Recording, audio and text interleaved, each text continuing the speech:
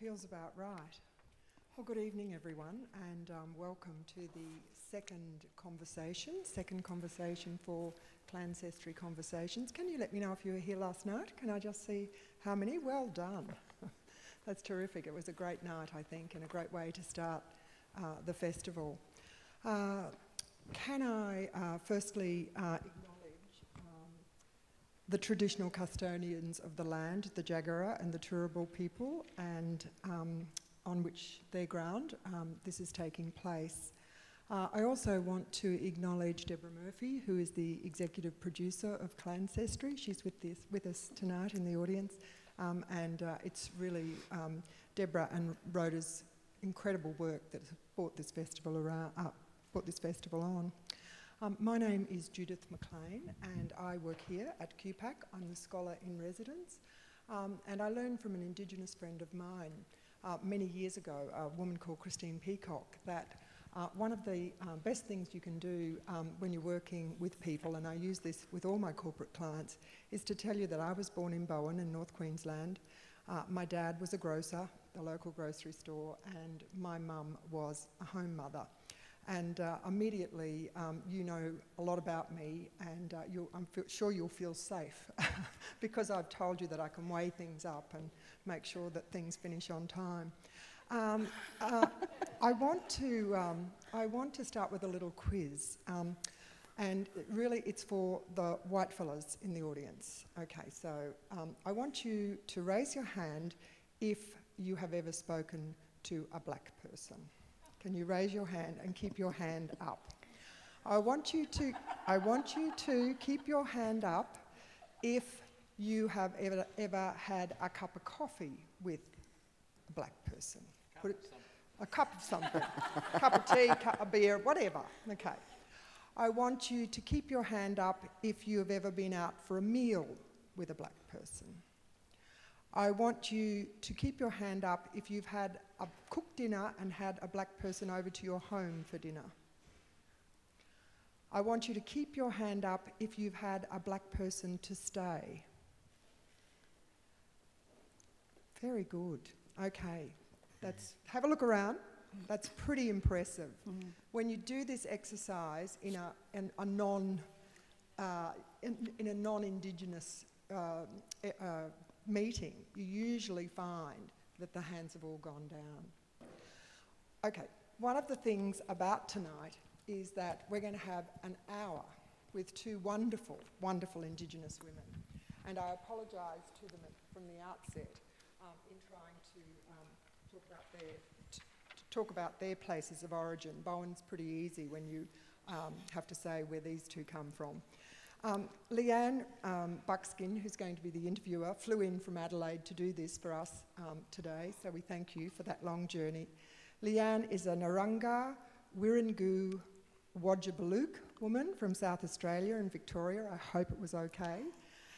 In an historic appointment last May, Leanne became the first female chair appointed to the Australia Council's Aboriginal and Torres Strait Islander Board since its inception in 1973. Quite an achievement. Thank you. She's a plethora of important achievements behind her: Adelaide Fringe, Adelaide Festival, Come Out, and her current role is as manager of Karklu Youth Arts, community programs there. But more than that, she's a great friend of Rhoda's, so we couldn't think of a better person, and thank you for coming all this way. Rhoda. Rhoda is a Bundjalung Widjabul woman from northern New South Wales, and we learned over dinner last night that she actually, we live on her land between Warwick and Stanthorpe, so that was a lovely thing to learn. I have to say Rhoda was very, very reticent about doing this, and we really had to twist her arm and say, no, Rhoda, people are interested in you as a woman, you as an Indigenous woman. You've had an extraordinary career, and we're all interested in each other's stories. So I take responsibility for pushing her very hard, but she's had deep misgivings about it. So I've been fortunate to get to know her over the last few months, and when I was preparing for what I was going to say this evening, I found a quote from an article in the Sydney Morning Herald, and it was by a host, a colleague of Rhoda's. His name is Gavin Jones, and he listed amongst the qualities that he most admired about her was her humility. And he said this: people see this amazing person who's achieved all these things, but they forget where she came from. We're in for a treat this evening. I can tell you it'll be highly entertaining and deeply moving, and as we trace Rhoda's life. Please welcome them both. Thank you, Judith. Well, good evening, everybody, and thank you for journeying into QPAC this evening to hear this conversation with Rhoda. And I'm hoping that as I flew in, I brought some of the desert weather with me. I was, at the last minute, the taxi was waiting for me, and I was running around the house, and my dog was jumping around, and I'm going, quick, find an umbrella. We usually have 5 in the house, so I haven't had to pop it open yet. But certainly, you know, in terms of the floods that are happening over here, and, you know, certainly a point of conversation in South Australia where, you know, we're at the other tail end of the Murray Mouth and incredibly dry, and so seeing all the water across this land was extraordinary to see. So let's get into a conversation with Rhoda. Start right at the beginning. Rhoda, one of 4 children. Your father, Frank, was a minister for the church. Met your mother, Muriel. Talk about your mum and dad. Okay, so my father is Frank Roberts Jr. There's Frank Roberts Sr., that's my grandfather. There's also Frank Roberts, who was known as Francis, who was our first Aboriginal Olympian to go to be selected for an Olympic Games. There's many Frank Robertses now. Yes, my mum and dad met in the church. My father had returned from training with Martin Luther King in the Oral Roberts Tulsa, Oklahoma Theological College. And so he came back with the talk of civil rights and so forth. Oh, actually, he did that later. We were already born. See, I'm already... Look, I'm actually really quite nervous because one of the big things is, blackfellas, you don't want a big note and talk about yourself. So, Judith, thank you. But that's why I was a little bit hesitant, because it's not, I don't really talk about myself. But anyway, so Mum and Dad met in the church. My mother was from a middle-class family, a white family with Irish. Her grandmother had come out when she was 10 from Ireland, and my father was a very strong Bundjalung man. He had grown up on Cubberwee Mission and Cabbage Tree Island, which is a small island on the river system of northern New South Wales. We were quite fortunate. When the Protection Board came in and rounded everyone up, and when the cedar cutters came through, we were known as the Big Scrub, and we had a lot of rainforest. So they actually had almost another 50 years before that full affront of colonisation, and then they were rounded up and placed onto the island systems. And so Cabbage Tree Island was where a lot of our people went. So they met in the church and fell in love. And poor Dad, he was 36 years old, Mum was 26, no, even younger, I think, and there was 14 years difference between them. And it was the first time when he went to my mother's house to meet her parents that he'd ever seen an electric light switch. Wow. Because it was shan't, they didn't have power. So they met in the church. Was that in Sydney? Because at one point your father goes down to study theology, and so they meet in Sydney. Yes, Dad was at Woolwich in North Sydney, over near Hunters Hill, and he walked to meet my mother, and because he was quite poor, so he wanted to impress her parents. So they met in the church, but he wanted to impress her parents, so they had the suits of the day, with the 3 little white card that looked like a hanky, and he had that, but because he couldn't afford shirts, he used to just put the tuck of a collar, so he had a jacket on, but he didn't actually have a shirt. He just had the bib bit. And of course it was so hot and he didn't have any money, so he walked all this way. And so he said he's trying to break out that thing to mop his brow. Yeah. So it reminds me of the film Guess Who's Coming to Dinner? Yeah, a doesn't little it? bit. So how was your father received? I mean, we're talking about a time where, you know, consorting with Aboriginal people was, you know, it was illegal. There was a whole range of legalities around white people and black people mixing. How did it go with your mother, Muriel's family, bringing a black man in for dinner? Yeah, very interesting, because of, you know, mum's standing in the family. It was regarded as my nana used to say, you should only marry your own kind in the right class structure. But of course my granny, Dad's dad, would say you should only marry your own kind in the right skin structure. So it's quite interesting, these two old ladies, poles apart, had very similar ideas about their offspring.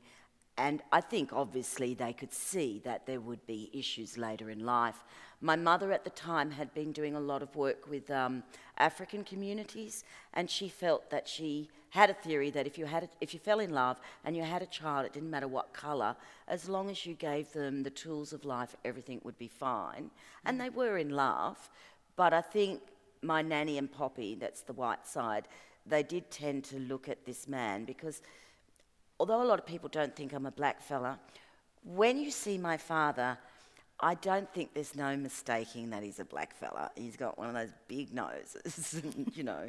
So I think it was quite a shock that this very black man walked into their house and was watching everything Mum did, because, you know, Nan'd have the 3 forks and the 3 knives and all that sort of, so he didn't know what, so he just watched and took Mum's cue. Oh, how wonderful. So from Sydney, Yeah. they go back to Bundjalung country, your father's missing country. How's your mother received? Well, in the see, community? Mum had obviously been reading these books about the Deep South. I think she watched Gone with the Wind a few times. So when Dad talked about Cabbage Tree Island and this amazing place and Cubbawee, where they had a sugarcane co-op, she's thinking plantation, right? And of course she rocks up to the mish and takes one look at Dad and says, there's no way my children, they weren't married or had children by this stage, but there's no way my children will grow up in this environment.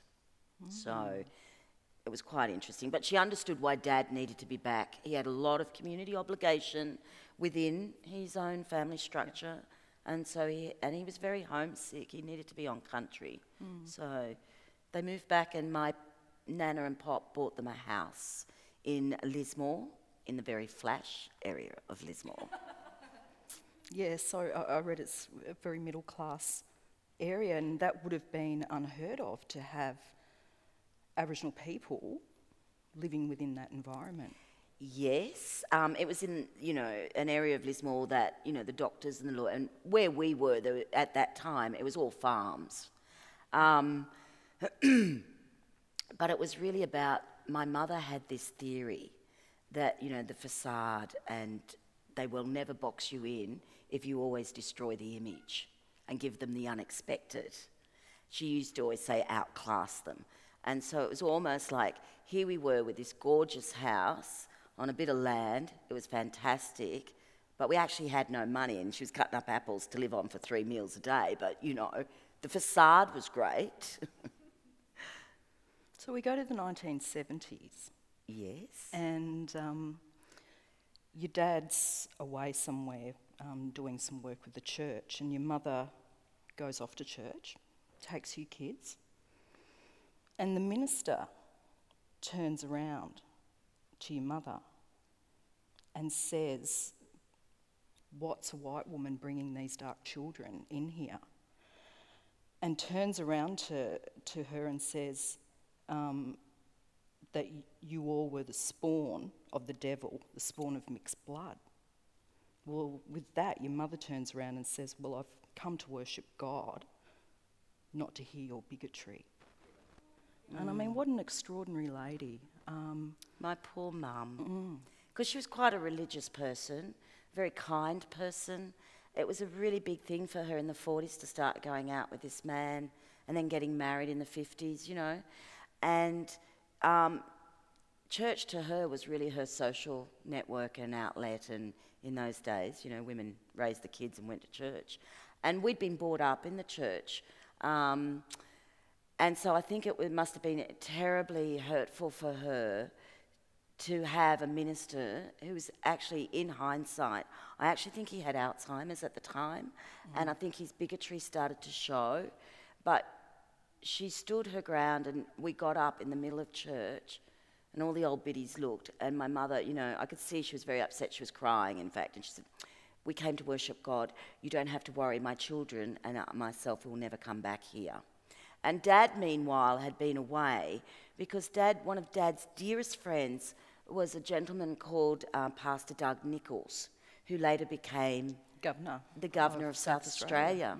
And they had, Uncle Doug used to go out and they do all these bush church weddings, funerals, all that sort of stuff. So they were actually out bush doing the funerals at the time, because a lot of Aboriginal communities wanted Aboriginal people. And Dad, he was religious, but he was very spiritual, so he used to do a lot of his sermons in language as well.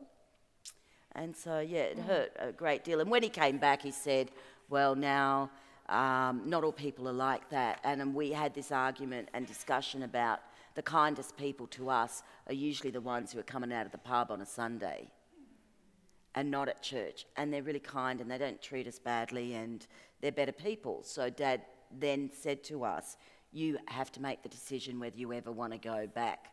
And I went, yay, no more Jesus ever again. And that's the way it was. It was, and you didn't go back. So in terms of your siblings, had they kept a connection to the church or they also didn't go back? No, no more Jesus for any of us. We were out. But oh God, you know. So, I mean, throughout this conversation, we are also going to see some wonderful footage that Judith's presented. So I think we might even go to a bit of footage now. Thanks, Judith. I can't tell you how many times Lois or I would be told that we should remember who we were. We were mission blacks and we should not think ourselves so uptown and we should remember our place. That one of the greatest fraud perpetuated against the native inhabitants of this country. Dad did so many firsts in his life. He was never one to want that national attention. He was just a community person who really lived for his community. You know, when we were kids, he'd go, all right, Saturday, we're going to Evans Head, and we'd be there ready to go to the beach. And 10 o'clock would come, he'd go, look, I just got to nick into town, I'll be back, and then we'd go. 1 o'clock, we'd be sitting there, watching the road, waiting for his car to come. 2 o'clock, we'd get the phone call, look, I'll come back soon, we won't make the beach, but I'll take you to the pool or I'll take you down the river. And 5 o'clock had come and he'd finally come home. And my poor mother had to deal with us crying and saying it wasn't fair and all the rest of it. So, let's progress to 1967. Yes. It's a referendum. And what's happening in the Roberts household around this time? I wish I could remember the jingle for the referendum, but you will remember there was the Aboriginal yes vote to see that we would be counted on the national census for Aboriginals and Torres Strait Islanders. And Dad was very involved with FCATSI. He was one of their regional members. And it was a time in our lives where, you know, in our kitchen, dining room, on our front veranda where all the meetings occurred, you know, there'd be Uncle Joe, the late Joe McGuinness. There'd be Faith Bandler, Dulcie Flower, Udjuru, Nana Walker. Just a variety of people would be having these meetings about the referendum. And so I was 8 years old, and or maybe 9, and we had to go out.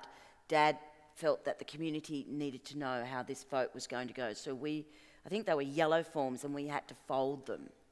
And so we did this big thing of who could do the highest stack, and then we'd have to go out into the community and stand in the Lismore shopping block and go, hello, and hand it to people shopping, black and white and everyone.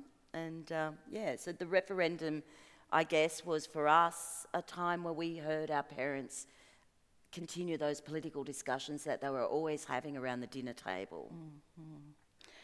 At 17, you decide to go to Sydney to become a nurse.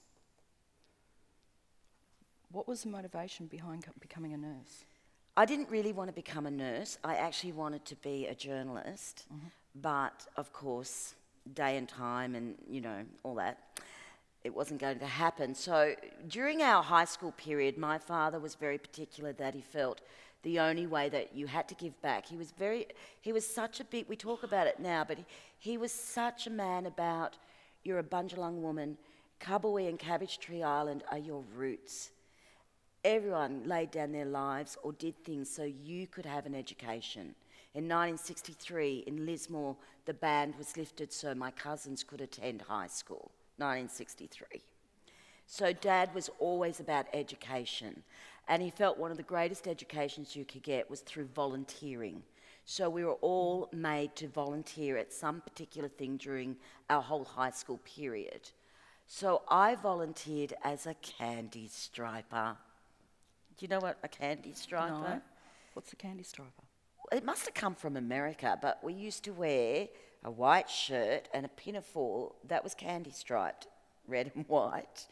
And I actually think the first time I went, I loved it because I did it for the food, because you would get a free meal at the hospital canteen, and I thought it was brilliant, and you get dessert. So I think that's what made me go back initially. But it was really scary because, you know, I'm like this, you know, 13-year-old kid who has to go in to these white people and write their letters for them, talk to them, you know, that sort of thing, comb their hair, feed them. So they were, you know, like little nurses' assistants, so to speak. And so I did that through my whole high school period. And then in fourth form, I left school. And so I wanted to go on, but my family couldn't afford it. And my teacher, I had one particular teacher who told me I could write, and he would get me a scholarship. And I was told that I had dreams and highfalutin ideas, and it was never going to happen. I had to do something real. So I went nursing to Sydney. From a learning perspective, I loved it. I really wanted to learn. I really wanted to go to university. I really wanted to be a writer, so I was going to do anything it took to fulfil that dream. That was quick. So I went to Sydney and became a nurse. And see, I was really skinny in those days. God. So how long were you a nurse for? I was a nurse for 14 years. So I trained at Canterbury Hospital in Sydney. And then I went on to work. I was 21 there. That was my 21st. That was a very sad time, actually, because 3 days after that photo, my sister had a major car accident. Lois, your identical twin? Yeah, so I went, and then I worked on Hayman Island. This is before it was the Flash Hayman Island. This was when it was the old resort. And then I went to London and trained to do another certificate at the Westminster Hospital in London. Wow. And then I came back to Sydney. How long were you in London for? I was away for a period of 6 years. So I worked in London, used it as a base. I worked in Italy, looking after unconscious Italian people in their homes because they don't have a social welfare system over there. And so when they're unconscious, it didn't matter that I couldn't speak Italian. And they were rich families, and it'd be to look after their grandmothers through the night or whatever, you know, make sure they were breathing and, you know, do the sucker, clean out their mouths and all that. And I worked in Greece as well doing nursing. And then at the Plakia, at the American pub, serving beers to Australians and English people who couldn't understand why they had to eat moussaka because where was the English food? So, yes, interesting. Anyone been to Greece will know what I mean. So, the accident happens with Lois. What happens? So my sister was a hairdresser. She'd gone off to be a hairdresser. I'd gone off to be a nurse. My sister was very different to me. We were very close. We were twins, but we were really chalk and cheese. And so she was very gregarious. She was amazing. She got the looks. She actually got the brains as well, but she just didn't use them. She didn't apply herself really. But if she's got the looks, you're identical twins. Yeah, no, so but she did look better. She did. Because at the time, I was a bit, as you can see, I was a bit daggy. I didn't really wear makeup and stuff like that, and she introduced me to all this. But she was the sort of girl, she was very materialistic actually. So her and a girlfriend would go out, you know, she drank, I didn't drink. She smoked, I didn't smoke. She smoked Yandi, I didn't do that. She drank rum and cokes, I thought that was appalling. And she went to pubs and was a groupie to Big Mozzie and various bands on the North Coast. And then she proceeded to have affairs with the band members who were married. I, of course, was still a virgin and couldn't believe that she, and I'd worry about her and go, oh my God, he's got a panel van. You know what they do in the back of panel vans? Don't go out with him. And she'd just look at me. So I would come home on my nursing holidays and my sister would open my bag, because while I was a dag, I actually had good taste in clothes. She'd take out the clothes she wanted to wear. I'd stay at home and clean her house, because I was very anal, and put all the clothes in colour-coordinated things, then study, and her and a girlfriend would come home, you know, at 1 a.m, pissed, bring out the bong, and I'd be mortified.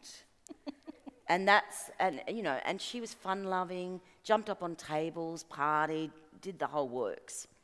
So we're really different. She guided me in many things with sexual activity and various other things as you grow up.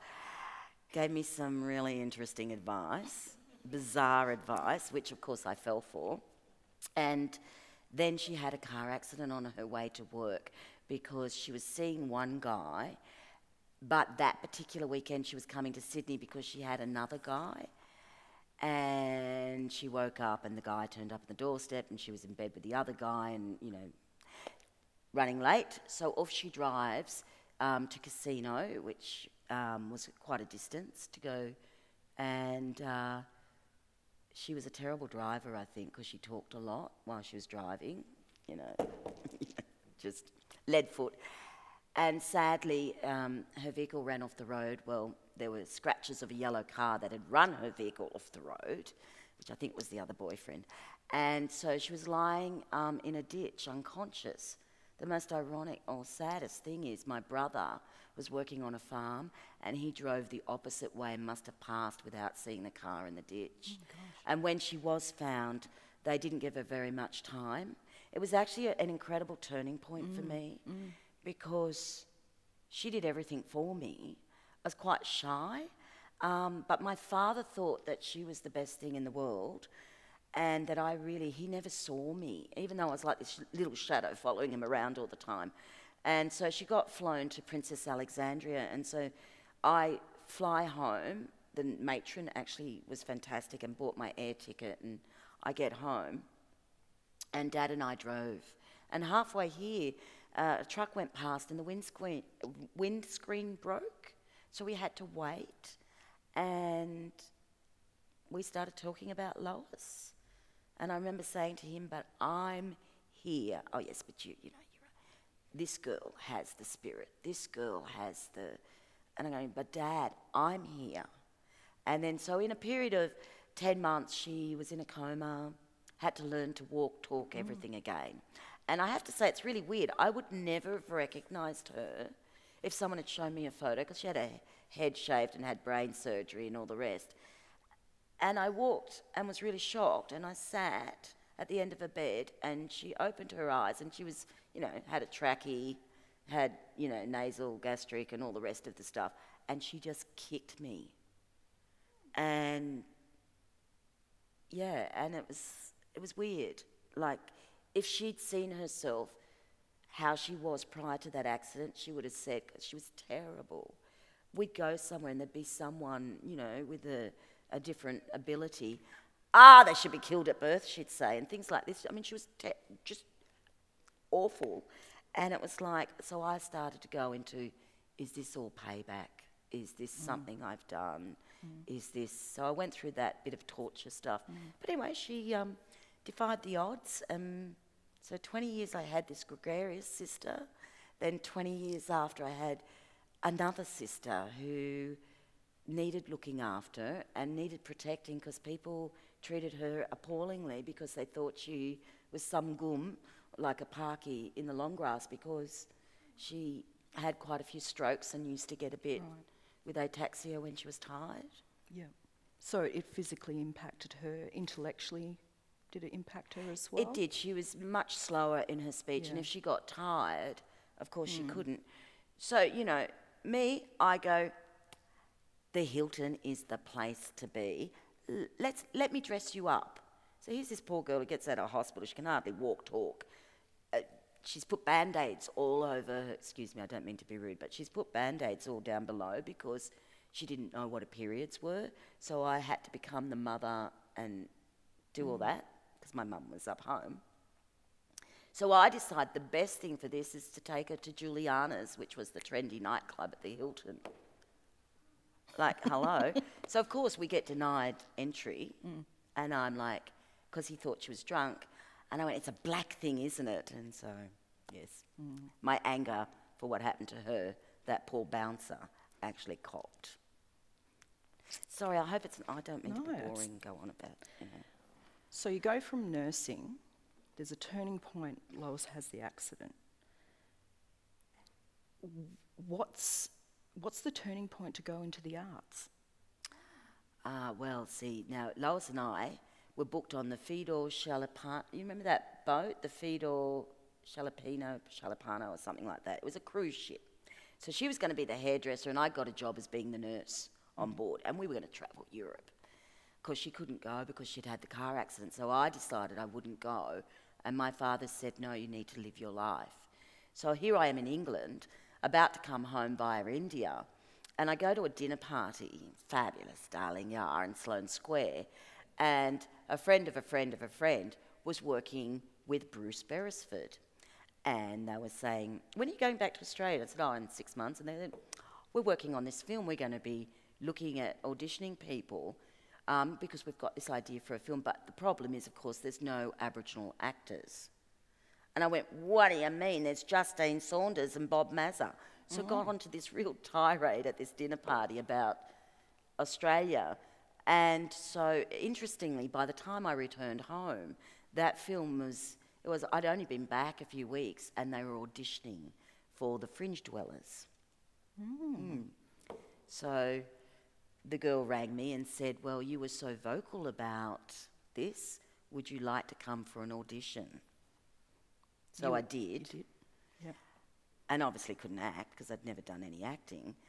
But it was a fantastic audition because they said I looked far too European and no one would believe I was Aboriginal, so I simply couldn't get the role. But felt that what I did in the role was quite interesting. So they put me onto an agent, and that's literally how I got into the arts. And that agent then put me onto this amazing man, a Warramai man, a Biripi man from northern mid-New South Wales, by the name of Brian Siren, who'd been working for many years in New York and used to teach the Stella Adler technique. And so that's where I went, and the first day I meet Ernie Dingo and Lydia Miller, and we were in his class for that 3-year program. Yeah. In the meantime, I'd moved back to Sydney and began to write and perform plays under the Aboriginal National Theatre Trust. Lois came a couple of times to see me in productions. Every opening night, Dad would never tell me, and I'd hear this at the funny bits, and there would be Dad, and I'd know Dad was out there, because then I'd get really incredibly nervous and think, oh my God, and he just grabbed me and he said, oh, now I see what you're trying to do. And he said, look, sister, the platform for us was the church. The platform for us now is the theatre. This is where we can tell our stories, and we can have a voice, and we can address, you know, the imbalances. So you go into theatre. One of the first theatre performances you do, you mentioned Lydia Miller, and Rachel Mazza is Radiance. And so the three of you are playing the 3 female characters. We know Radiance now as a film that also starred Deborah Marmon. How long do you spend in the theatre? Well, it was interesting because at the time, while we were studying with Brian, we went to the first National Black Playwrights Conference. And at that Playwrights Conference was Uncle Jack, many of And these... Brian does the... Brian puts it together with Justine yeah. Saunders. Yeah. And most of these people have passed, but there was Hillis Maris, Women of the Sun, Jack Davis, Kevin Gilbert, Bob Mazza, Udjuru Nunakul, Richard Wally, just about 10 amazing, Robert Merritt, amazing playwrights who'd written plays in Australia. At the end of that conference, they went Lydia, Rhoda, Vivian Walker, who was Udjuru's other son, Michael Johnson. We want you to, in the next 2 years, you have to set up a theatre company, do 3 productions, incorporate it, and put on the second National Black Playwrights Conference. So they passed the baton. It's quite extraordinary. Lydia and I were both registered nurses, so we were working at night duty, to run the company through the day, because we had no money, of course. So we quickly learned about submissions, etc., etc., etc. We did the productions. We put on the second Black Playwrights Conference, and it was quite extraordinary because this young man from Broome had sent us an envelope that was full of about 52 different types of paper. And then on each paper, whether it was blotting paper, A4, out of a writer's thing, all different sorts. I think there was even a serviette in there with these songs written on. And he rocked up the first day to the second Playwrights Conference, and he opened the door and he said, "Hi, my name's Jimmy Chai and I'm a schizophrenic." And Lydia and I both went, "That's fine." We went into nurse mode. Anyway, during that 2-week period, now have you got your medication? During that, and of course that was Jimmy Chai, who had a band at the time called Cuckles from Broome. So the second day of the Playwrights Conference, Lawrence Clifford, Kylie Belling, Ernie Dingo, Jimmy Little's daughter, Frances, and Vivian, Nana Walker, and Uncle Jack Davis and Brian Siren sat around a table and went, "Right, here's the songs." And Kylie Belling could really sing really well, so her and Lawrence sang the songs, and in between it they talked about what dialogue would occur between these songs. And at the end of the 2-week period on the last night, Jimmy Chai stood there with this thing and he said, "Guess what? We've got a musical. Let's call it Brand New Day." Amazing. So the theatre for us was this incredible world. But of course, we kept getting the roles where we were the prostitute, all the hat talk like that, or, "I'm not going there." We had to do all the Aboriginal roles. And so Lydia and I saved our money. I think we had about $300. We saved our money and we said, why don't we get someone to commission a play? And so we went through the list and we're looking at all the stuff that David Williamson had done. And then we started looking at Louis Nowra and a few other playwrights. And at that particular time, Louis Nowra had 3 productions on in Sydney. We went, he's a bit flavour of the month, isn't he? And Jussie really knows him, so let's go approach him. So we went, "Hi, we want to commission you to write a play. Has to be about 3 women. You're not allowed to mention the word Aboriginal, and they're returning after 10 years for the death of their mother." And so over a period of 6 months, it was fantastic because he had money. So every Friday night, we did every single restaurant on Glebe Point Road. He'd have his little dictaphone thing there, and he'd just fire these questions at us. And so Nona was written for me, Cressy was written for Lydia, and May was actually written for Kylie Belling. And we got her up, but she couldn't do the play. And we're going, oh my God, where's that third female? Justine refused to do it. She reckoned she was too old and it was for young ones. And mind you, I was the oldest of all of them. And so we heard that Rachel Mazza had just graduated from WAPA. So we got her over, and like Lydia and I paid for this out of our own money. We just kept saving. And so Rachel came, and there we have it. It was Radiance, and we put it on at Belvoir Street, and it was a hit. It's amazing. Yeah, so it's really amazing what, theatre can do. You go into television? Yes. I went to audition. I'd just finished doing a play in Tasmania and having an affair with Michael Mansell. The two went together, let me tell you. Anyway, my father was horrified. He wanted me to go out with a nice young Aboriginal man. He didn't think I'd pick Michael Mansell, but anyway. So I come back to Sydney. Got to give it a bit of flavour. Come back to Sydney, and there were auditions for a new program that SBS was putting on called First in Line. Meanwhile, over at ABC, a Tasmanian by the name of Jimmy Everett was putting together a unit there to train young cadet journalists. But SBS had Lester Bostock, and he'd been working there for quite a number of years, so they were a little bit ahead of the ABC training unit. And so they had auditions. So I went along to the audition, never been in front of a screen, except for that really bad audition piece. And so I went, okay, I'll read the order cue. Hi, I'm Rhoda Roberts, and tonight, that story. Because I thought I was doing my best Jana Vent impersonation. And I got the job.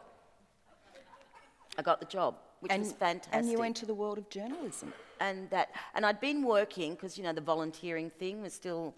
So when I came to Sydney as a nurse, I volunteered at Radio Redfern. And in fact, at that time, through Leichhardt Radio, Auntie Maureen Watson had managed to secure 12 hours. And then it went up to 20 hours. And so it was Tiger who actually taught me, Tiger Bowles, taught me how to operate the desk. And the only rule was that Radio Redfern, at that time, was in the old Black Theatre building. And the only rule was the gooms could not come in while you're on air. That was the mob drinking out in the front there. Right. But my cousin was one of those mob, Lenny Bolt. And so every time I came, you know, I'm a young kid, I'm terrified. I'm in Redfern.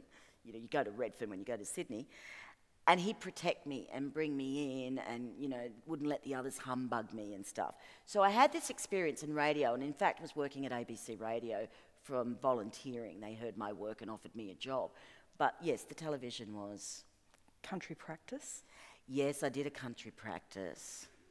I played an Aboriginal woman who was a diabetic, who went into a hypo, got violent, so they didn't realise that she was violent. No, they didn't realise she was a diabetic, they just thought she was a black gin going violent. Once again, stereotype. But it was a great experience. When's that? That's early 90s? Yeah, late 80s. Yeah, 90s. late 80s. Okay. You know, I did a lot of theatre and film and television until the mid-90s, and then I realised I'd get so sick and terrified and nervous before I go on stage that I thought, why am I putting myself through this? And I actually don't think I was that great.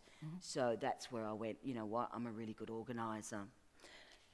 Was there a highlight, though, throughout the acting career? I mean, I know you're very humble, but was there something significant for you that stood out in terms of a production that you did? Yeah. A film? Yeah, there were a couple of films I did, but I guess the thing for me was, can you imagine growing up, and we got a television when we were about 12 or something, you know, little, and the only thing we were allowed to watch was This Day Tonight with Bill Peach and Pig in a Poke, because Pig in a Poke had Justine Saunders. So can you imagine, I'm watching her as a kid going, wow, she's so beautiful, I want to be like her when I grow up. And next minute, here I am working on films with this, and because she became a great mate, you know, a few drinks together, we had a good time. She became a really good mate, and a guide. And so we were very fortunate that myself, Justine, David Goldpalil, Ernie Dingo, and Kylie Belling, along with the late Uncle Jimmy Little, and Bart Willoughby, were all cast in a European film called Until the End of the World, which featured Sam Neill, William Hurt, Max von Sydow,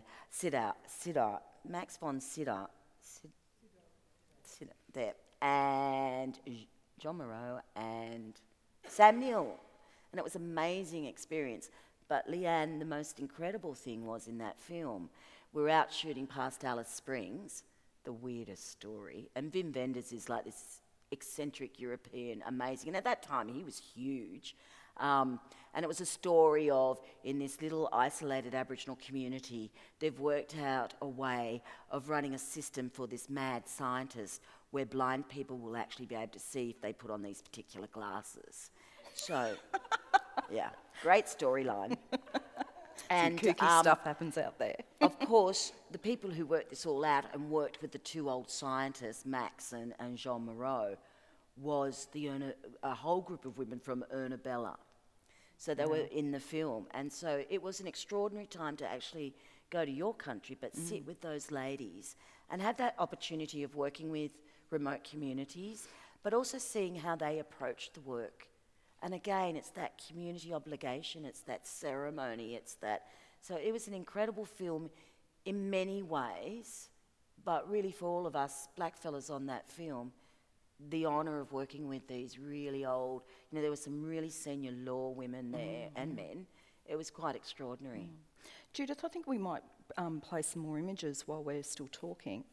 I want to get us through... Do you know I was 30 years old in that? That was Zoe Caridi's first... What film are we looking at here? Well, this was Kadaitcha Man, which was a very B-grade film. Do of course people know what the Kadaitcha is in terms of Aboriginal people and culture? Well, Kadaitcha Man is, in terms of law, if someone within the community plays up, they will send a Kadaitcha Man, or also known as Featherfoot, to basically come and sort you out. So I guess it's like sending the hitman out. You don't know when he's going to appear. He can travel for many years searching, hunting you down, but one day he'll find you. That's it in a nutshell.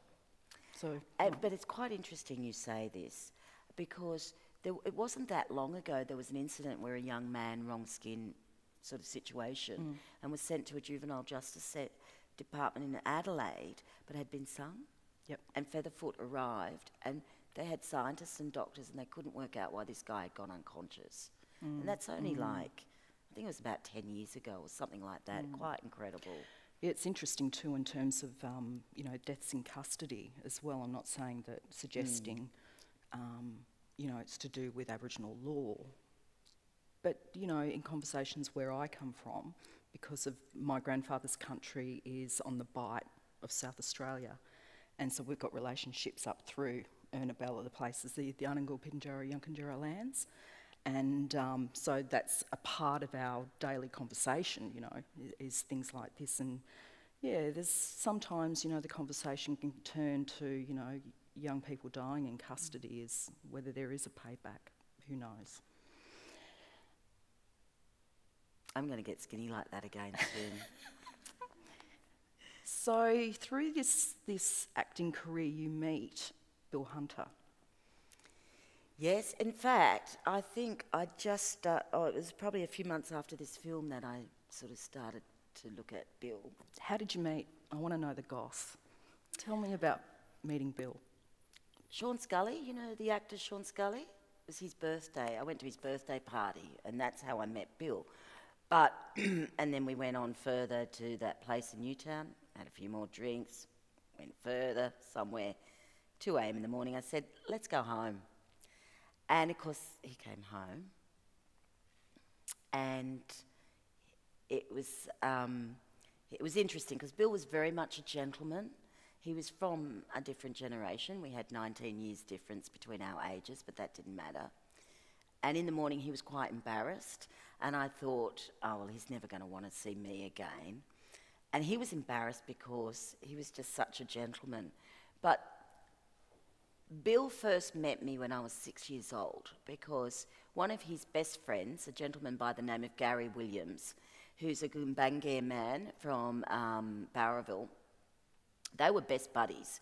And of course, during this period, Bill had gone with Gary Foley and the late Zach Martin and made a film called Backroads, and it was Phil Noyce's first feature film. Yeah. It was on TV recently. Yeah, and so Gary, the two Garys, would often come to my father about advice, or, you know, they loved my father.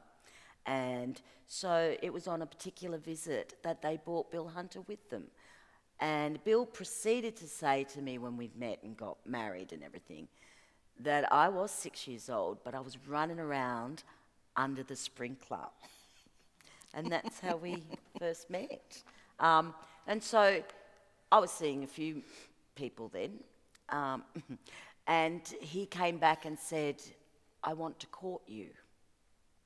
And that was quite interesting. And so we dated for about a few months, and then we moved in together, and then 3 years later we married. And it was pretty amazing. And he was an incredible, incredible man, friend, companion. But he was an extraordinary man. A few people don't realise that he spent a lot of time in those early black theatre days with people. You know, he was very loved by the community, particularly the arts community, the Aboriginal arts community. Because we only tend to really see the person with their film and television history, but we don't see the person behind the scenes. And, you know, I think that if Australia really looked and dissected a lot of the creative minds that are out there, they've got, you know, amazing long-term relationships, friendships, loves with the Aboriginal community. And, you know, one day I'd love to see more about looking at that, you know.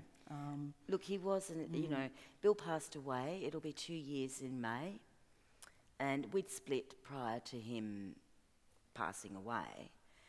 But, you know, the last words he told my brother-in-law, and my brother-in-law now, my best friend, he had said that, and he told his brother John, that the period of time with me was a soothing period. And that because we had Emily, and which was a really lovely thing to know that we were on his mind at that very late stage. And we lost a great man when we lost him. You talk about Emily. Yes. Now, Emily is not your biological daughter. Emily is the daughter of Lois. Talk about how Emily came to you. So Emily is now 18 years old, but when she was born, my sister rang me, and it was a Tuesday, saying, I'm about to have this baby, and will you come and take the baby? And I said, absolutely not, I'm not having children, no. And my mother got on the phone and said, sometimes, Rhoda, you're such a heartless girl. I am so surprised you ever were a nurse. She never forgave me for giving up nursing and going into the arts. And I said, Mum, I'm not having children, I don't know. And she said, look, welfare have come in, they're going to take this child. If you were to have Emily, then Lois could be close, she can still see her daughter, etc., etc.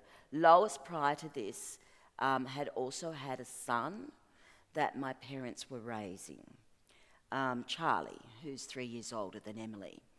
So, of course, you can imagine how I felt. And then Lois got back on the phone and I begged me. We used to call each other Sissy, and she begged me.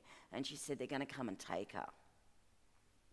And, of course, of the history of kids going into other family situations, etc. And many were loved, but, you know. So I travelled home. So we sat up all night and did a pros and cons. And the next night I went into David Jones, because I was living in Bondi Junction, it was just across the way, and went, nursery, I'll have that. And so we went home and set up this nursery. And this is while you're still with Bill? This is Bill, yeah. This was we'd been married a year. And I went home, and so Lois had had the baby. The baby was a couple of days old. Tiny as, because she'd drunk rum and cokes and smoked Yandi through the entire pregnancy. So the baby was just, and I don't mean that terribly, that was her way of coping, you know. Tiny. And so my mum, bless her, went through everything that you do as a mother. Thank God, when I did my training, I did 6 weeks in the milk room and did the midwifery. So I actually went, okay, it's a 4-hour regime. We'll just get this. And so I just went into nurse mode. And so here I am on the Friday, back on the plane with this tiny baby, absolutely terrified. No, you know, I wasn't a mother. I hadn't planned anything. It happened in 2 days. And how blessed we were to have this amazing girl. And so Lois would come regularly and stay with us. Bill adored Lois. And Emily started to thrive and grow, and amazingly. And I always wondered about the nurture versus nature, because on her first or second, third birthday or something anyway, she'd fallen over. Now, even when Lois came and stayed with us, she'd have a fabulous time. And I'd say, oh, Lo, because I'm working, right? I was working at SBS on a program called Vox Populi. I was really busy. Bill was in between work. Actors don't get a lot of work, even someone like Bill Hunter. So I was holding down about 2 or 3 jobs, quite exhausted actually, and welfare kept checking up on us. That's another story. And so Lois had come and I go, great. Lo, could you just bath her tonight because I just need to do this? Oh, I can't bath her. Well, could you just change her nappy? Oh, I'm not touching her nappy. And so I was doing everything for this child, even when her mother, her other mother, was there. And then Emily fell over and she starts crying. She comes running across this room. So I'm sitting there thinking, oh, baby, straight to Lois, who'd never done a thing.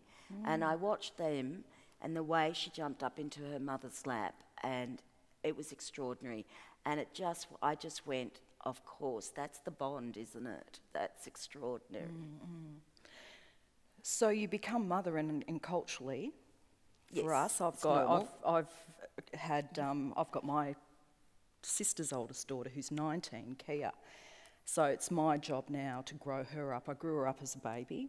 We went through university together, and now she's just got accepted into university. So next week she's off to uni and living with me. So it's my role now that my sister's passed on, that I will grow her up as a young woman and get her through her university life. So it's not unnatural for that sharing of motherhood. If you're the sister in our culture, you're also the mother of the children. And on the disciplinary, so we have family conferences on the phone when the kids are all playing up, and I'll call Auntie and you will answer to Auntie. So yeah, we do have a lot to do in terms of child raising. And juggling. I mean, I want to go to the audience, Rhoda, and get people to ask you some questions before we wrap up. What an amazing career. You now, you meet Stephen. You have a son and a daughter to Stephen. Stephen is an amazing man and backbone to the work that you do. Watching you over the last 20 years is, how do you juggle what you do? I mean, you're going from nursing, that 14-year commitment, into acting and theatre and, being the forerunner in those areas, and to major events, the Dreaming Festival, the Olympic opening, you've got Clancestry happening.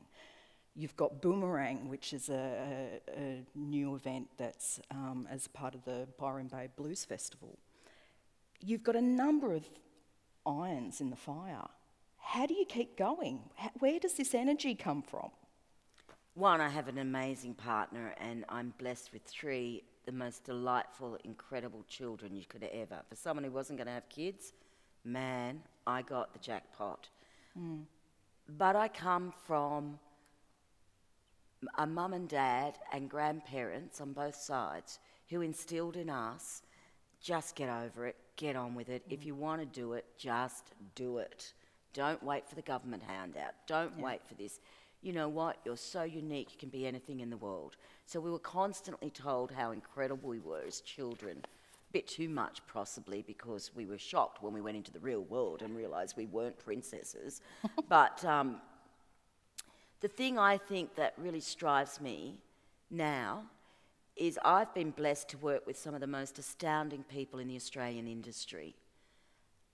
You know, people like Deb Murphy, I can't tell you what a mentor. Fucking incredible. Amazing. I've had this opportunity, you know, I've just been lucky that these things have fallen in. And I go, how come I'm so lucky? There's got to be a reason. Because when my sister was murdered or when my sister had the car accident, I keep thinking, what did I do? Is this payback? What have I done wrong? And I go, you know, my father came from poverty. On Kabawee, it was shanty. When they knocked that down, you know, when he was a boy, they escaped via boat from Cabbage Tree Island because the mission manager was a bad man. They did so much for us. Everyone who's gone before us or even around us have done so much so that Leanne and I can sit here so proudly and like seriously talking about my life, like, you know, really. And so I go, why have I been handed this? So my obligation as an Aboriginal woman, first and foremost, as a Widjabul girl, is I have this thing. What am I doing with it? It's a vessel. I have the opportunity of working with knowledge keepers, whether it's Leanne or Archie Roach or, you know, Slip On Stereo, a great new band, you know, whoever it is. And we have the opportunity to speak our language, to sing our songs, to do ceremony, do our dances, tell really contemporary stories, do whatever we want. The generation before me never had that opportunity. If we don't continue in the arts and we don't have our culture, under the government systems, whether it's stronger futures in the territory with the intervention or it's the closing the gap rhetoric, if we don't continue with culture, as the oldest living race, we won't have a culture in 20 years.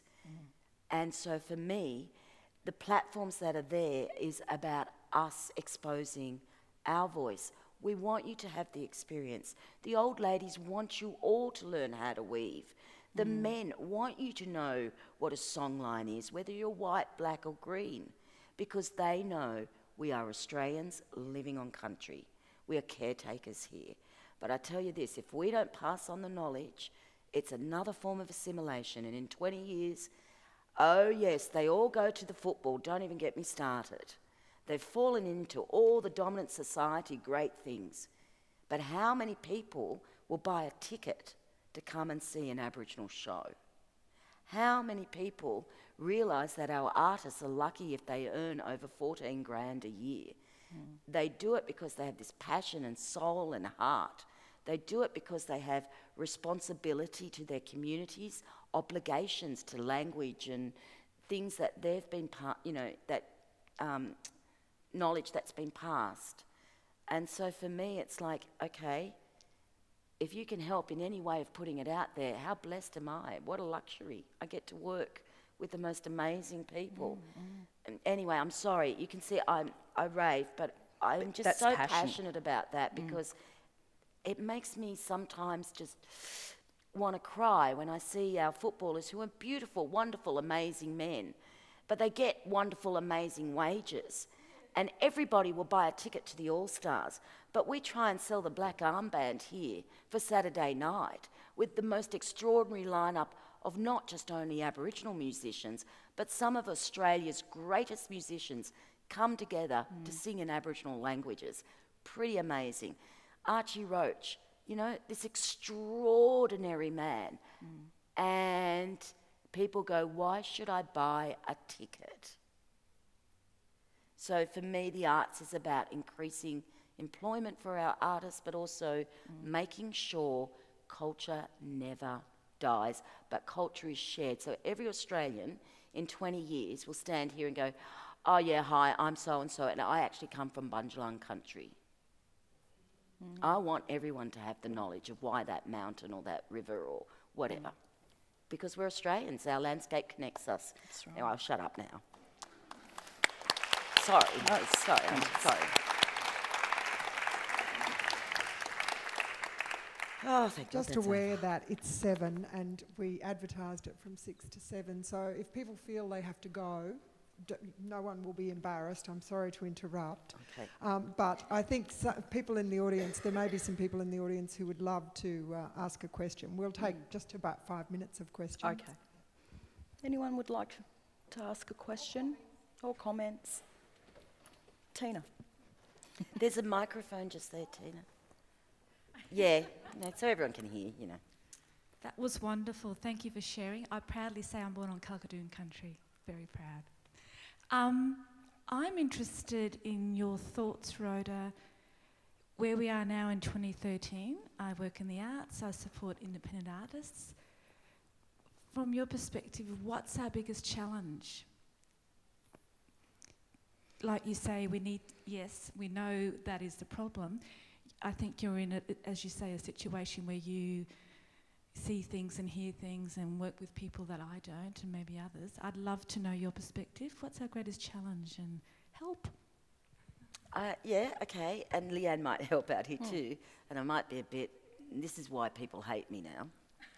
Okay, so I think we're on this incredible second wave. I think that first wave came in the 70s when we were seeing, you know, basically black and various other things on our networks and televisions. And sometimes I think we're a little bit ahead with the work we're doing to what we're doing now.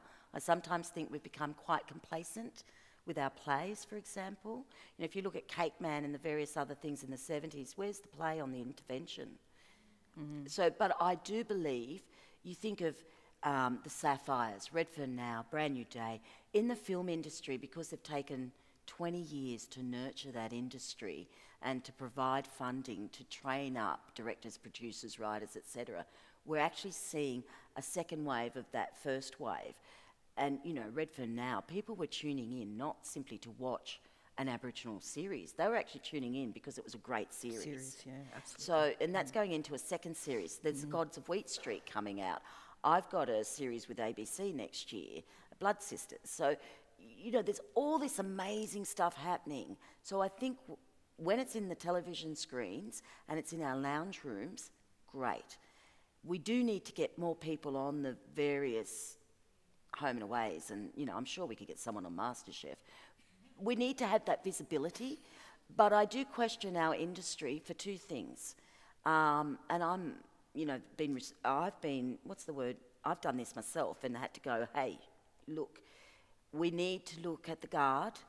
And when I think back of someone like Kevin Gilbert sitting in front of me going, I'm going to hand you this mantle. So we need to be constantly aware there's this whole new blood coming up, and we need to allow their voice. But I also think we need to tell the stories that are hard, and talk about the taboos. And there's stuff that plays can do that's happening in our communities that when people see the mirror of society, it makes them think. So there's lots to do, but Leanne, you might want to... Oh, look, I was in Canberra last weekend, and if it tours, and I'm so hoping it does, The Secret River, Sydney Theatre Company. Oh, an amazing, amazing story, and shared story. It's the connected histories. Absolutely. That's the future. Yeah. And I think what I can envisage is seeing a lot more of that collaborative work coming through. It's certainly happening a lot in theatre, you know, with Belvoir really taking on.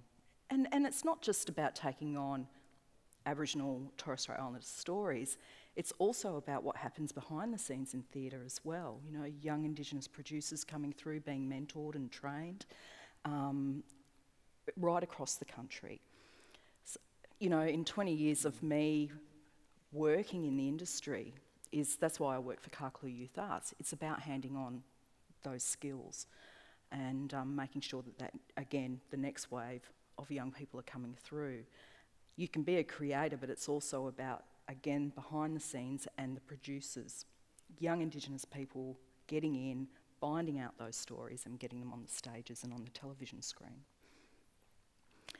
And the dancers, of course, as well. Yeah. Anyone else would like to make a comment? Anything they want to... Yes, gentleman in the middle.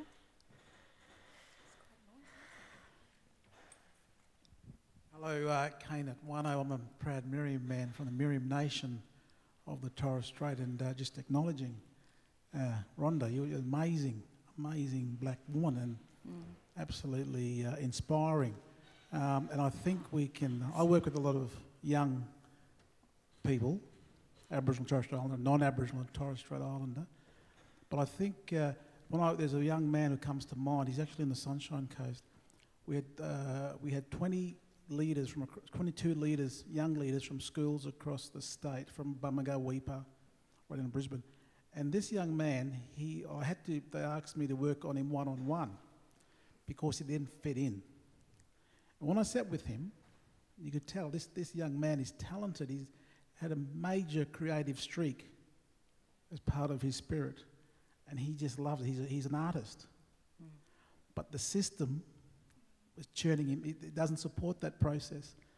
The system, talk about leadership, they look at other academic processes and then support his strength. And I think if we're looking at really blossoming our Indigenous artists, we really need to start at the education system and get into young folk and saying, hey, it's okay, grow this within you. And I'm spending time with him. I brought him down to look at the play Up the Ladder. Yes. Just to acknowledge that, there's another world which we must embrace. Absolutely. So certainly I think we talk about leadership, but we're looking at a leadership model which sort of alienates people. And we're not growing that energy, and that's stifling. And I make sure all my kids, they just feed of arts, the dream. You take away the dreaming, you take away the very essence of our existence. You take away storytelling, we don't exist. That's right. And I think the Woodridge incident, the racial incident, I was here last night with the talk, you turn that into a play. You tell that story from both angles, and then you can actually create some healing. But get young people themselves to be involved in telling that story. So the world's the oyster, but certainly I think we need to re-examine the education constructs, and we're pushing people towards areas which they don't want to go. And they feel like they're being let down, and they feel ostracised. And this young boy felt he just didn't belong. But also just to acknowledge the tremendous inspiration that you provide. Thank you. So and may my ancestors and their spirits just walk behind you and support you. Because I think we need more Rhonda Roberts.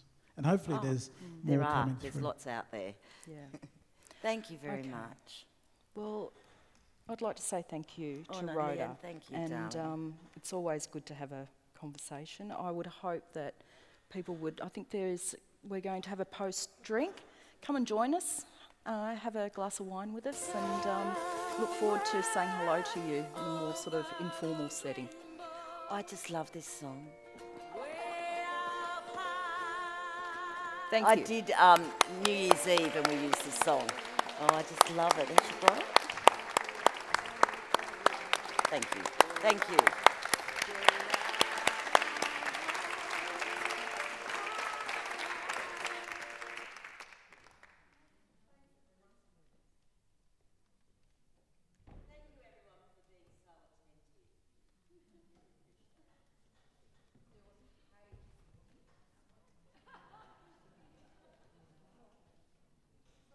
Is open upstairs if people would like to go, and Rhoda and Leanne will be up there to talk with you.